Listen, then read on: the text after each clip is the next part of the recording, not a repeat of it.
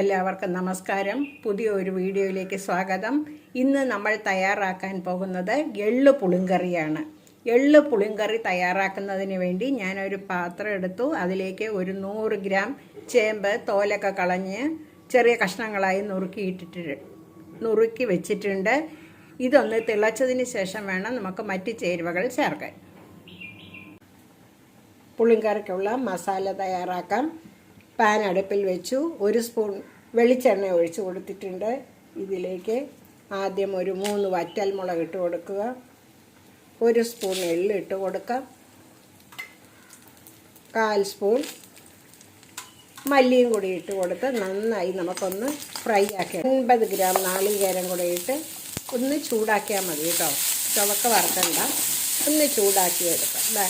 ഈ ഒരു പാകം മതി. ഇനി നമുക്ക് തീ ഓഫ് ചെയ്യാം. എള്ള് പുളിങ്കറിയുടെ കഷ്ണം നന്നായി തിളച്ച് കഴിഞ്ഞു.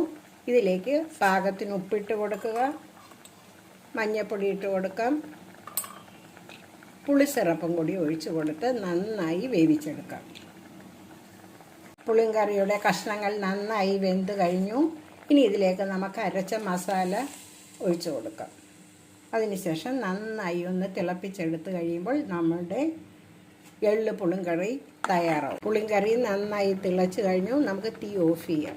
താളിപ്പ് തയ്യാറാക്കുന്നതിനായി പാനിലേക്ക് 1 സ്പൂൺ വെളിച്ചെണ്ണ ഒഴിച്ചിട്ടുണ്ട്.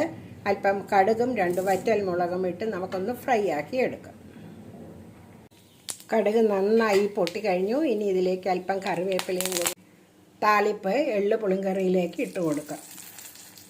രുചികരമായ